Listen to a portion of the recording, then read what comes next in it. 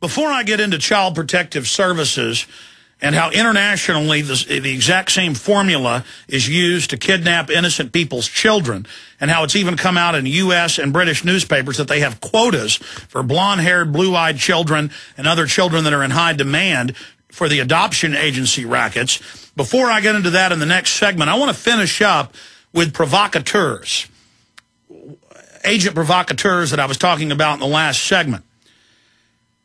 There are so many examples. It was declassified last year, and I clearly could watch the old film footage of this and tell it was staged, that Patty Hearst was working for the FBI as a pretext to get more anti-terror funding, and all of those robberies were staged and allowed by the government. That was declassified last year. Associated Press, Reuters reported on it. That's just one of many examples.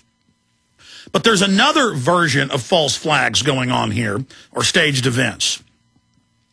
We wrote a story on Friday that became the #1 search term on the web, Rand Paul hoax, at prisonplanet.com, that showed 5 examples of the mainstream media knowingly lying about Rand Paul, and they do this to many other candidates as well, and never even retracting their lies. They would do news stories admitting later it wasn't true, but some agencies, news outfits, continue. They said he wasn't a doctor, never graduated. Was it true? They said he was against the Civil Rights Act, which he'd never said. They said that he had racist people at all of his events. And it's now admitted that it's Democratic Party operatives dressed up, going out and saying racist things. We have their names, everything. They've been caught. They don't care. They continue with that. And they came out and, of course, said that he kidnapped a woman and did all this, and the woman told the Washington Post that she didn't tell GQ that, and it wasn't true, and he didn't force her to use marijuana, and none of it happened. That's another example. And I covered it in depth Friday. I'm not going to get back into it today, but you can go read the articles that have links to all the mainstream admissions at prisonplanet.com. And Infowars.com. We have a news story today Paul Watson did that boils all this down and shows the hypocrisy, titled Media Defends Clinton, Gore, over rape allegations, but crucifies Rand Paul for harmless college prank.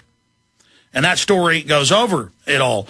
But instead of just sitting here claiming that Hal Turner is a Fed, as I've told you for many years, and we told you this during the trial because I was reading the trial transcripts, the FBI testified on his behalf. He still has been convicted. And they said, yes, we would tell him to go out and say these things to draw people out so we could bust them. But that's not the real reason. It was so the media, HBO and CNN and all these documentaries that were made, could point at Hal Turner calling for violence and say, see, we've got to censor the internet. We've got to pass speech laws, thought crime laws here in the United States. Now, here's NorthJersey.com story. We have this linked up at Infowars.com. And it says, records show feds used ultra-right radio host for years. And of course, he came up with another operative, Sean Hannity. They're friends. But it was more than a nickname. They called him Valhalla. That's the German name for heaven, or the Viking name. But it was more than a nickname. For more than 5 years, Hal Turner of North Bergen lived a double life.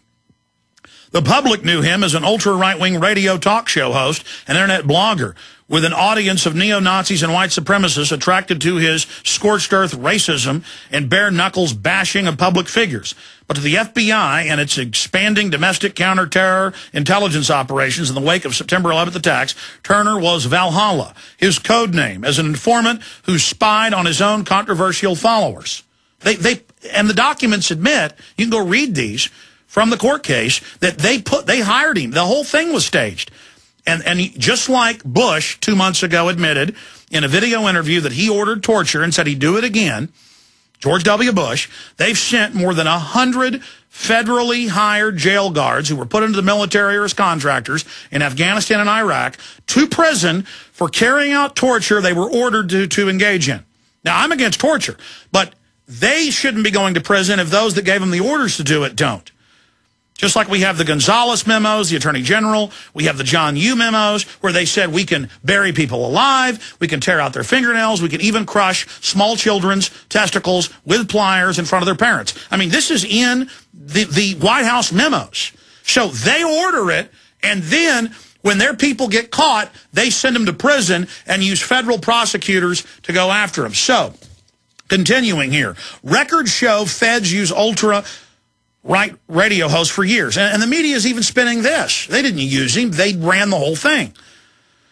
Turner's clandestine past was confirmed this past summer when he was jailed on charges that he made threats on his blog against 3 federal judges in Chicago in court after his arrest. Federal prosecutors acknowledged Turner's FBI ties but downplayed his importance and even described him as unproductive. But an investigation by The Record, based on government documents, emails, and court records, and almost 20 hours of jailhouse interviews with Turner, shows that federal authorities made frequent use of Turner in its battle against domestic terrorism.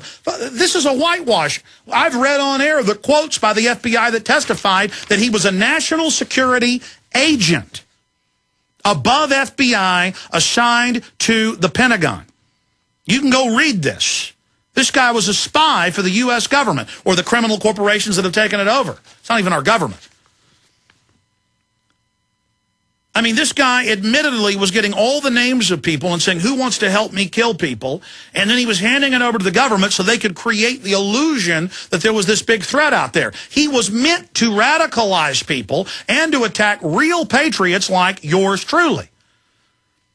I mean, I can't tell you how many times it's come out that prominent writers and people that spend all their time lying about me, the system knows they can't attack Alex Jones or Ron Paul or Rand Paul from the perspective of the establishment media because they're discredited. So they go out and they pose, as the White House regulations are, cast unseen admits, as patriots. Then they radicalize everybody, making patriots look bad and attacking real patriots. And how many years did I tell you this about Turner? Here it is. And it just goes on and on and on. Here's French news agency, AFP. FBI's racist shot jock Hal Turner convicted of threatening judges. And it goes on to say that he's now been convicted of it. And CNN doesn't even get into this today. It says, jury finds shock jock Hal Turner guilty of threatening judges. And it makes bare mention of the fact that he was an FBI operative. He said, we need to start shooting and killing Mexicans as they cross the border. That's a quote from Turner. And he's argued that killing certain federal judges may be legal. May be illegal, but it wouldn't be wrong. And it goes on and on and on and on. I'm done talking about that. But they used him for years in the media to demonize talk radio, to demonize conservatives and libertarians, and to demonize people that were against the North American Union. He was always putting out disinformation and attacking real patriots. That's his job, and there's thousands of these people still out there on government payroll to do this. We're going to come back, get into the CPS, who is above the law. We're back live.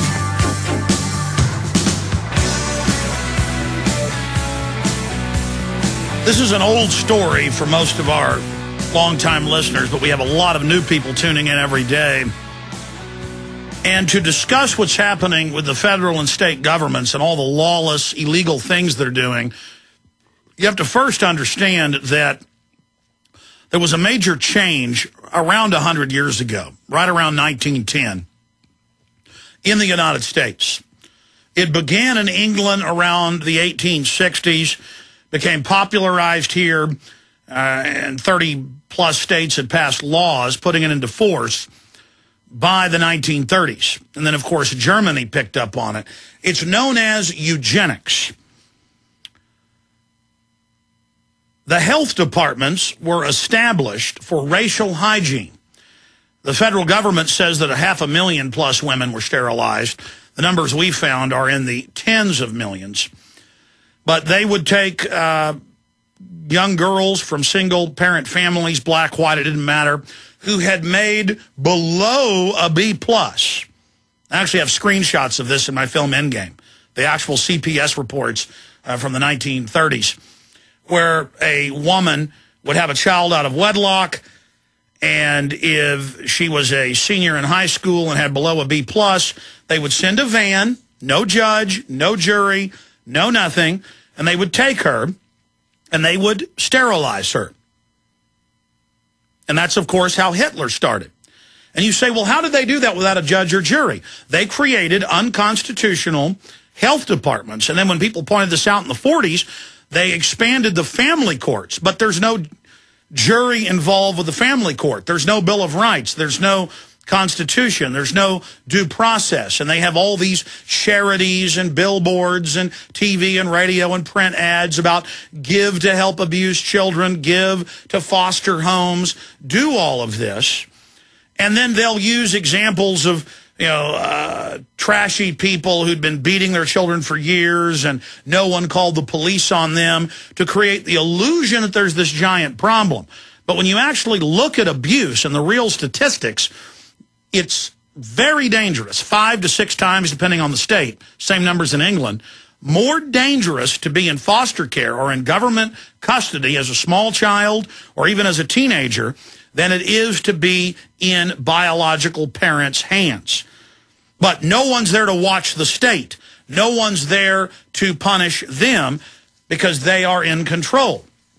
So there is no Bill of Rights or Constitution in family court. They have specific judges that are put into power in the counties. The counties get federal money, and they have quotas. It's over 1,200,000 children a year nationwide. That's the federal quota, and it's always being raised. And they don't tell you when you go to the hospital to have a child that the nurse sits there and asks you questions while entering it into a computer. Do you have money? Do you always put your child in a safety seat? Do you have any family violence? Come on, honey, you can tell me while the husband's out of the room. They don't tell you you're in a police interview. They don't tell you that they're going to twist information. They don't tell you when they send out these questionnaires to people's homes nationwide from the county health department saying, are you on legal drugs? Do you have psychological problems? Are you having money problems? Is your husband mean to you? Is your wife mean to you? That they have quotas to seize children.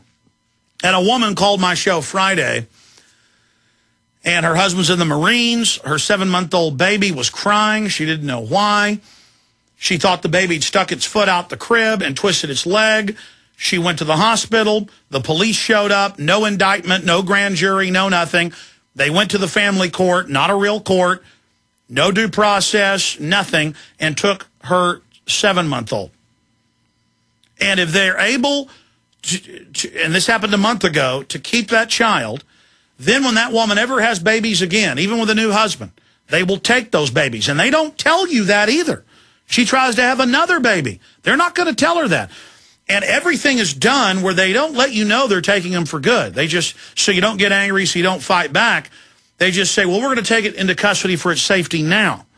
And statistically, I can't tell you how many mainstream news articles I've seen where it turns out the head of CPS or the divisional heads are pedophiles, including convicted pedophiles. In Florida a few years ago, they have the state heads 3 separate times had to step down when it came out they were child rapists. And the new person they would put in each time would be another pedophile. Who else can you get to go out and take innocent people's children? You've seen the statistics out there about truancy officers. If you were a pedophile and you were smart, you would try to get a badge and a gun. You would try to become a truancy officer. The Boy Scouts aren't bad. It's not their fault, but they're plagued by pedophiles because pedophiles want to be around children. And so they go in where they can get away with it and abuse children. Same thing with public school teachers. Why do you see so much of that? Because that's where they go to be around children. And so there's no due process. There's no checks and balances for the families. And the system protects itself. In fact, I meant to tell you guys before the show, we played this about 2 years ago, but it was out of Arkansas. There was another case out of Oklahoma where the head of CPS in one weekend in a small town, 2 different children drowned in foster care swimming pools. And they didn't get in trouble, and the head of CPS said, children will die. fact, search the term, CPS says children will die. And they say no one gets in trouble. So see, they are 5 to 6 times more likely to hurt children. They are the most abusive group of people that don't care, who are warehousing them for money, who are making money off the adoptions, a blonde-haired, blue-eyed baby. They can get 300 grand or more for it.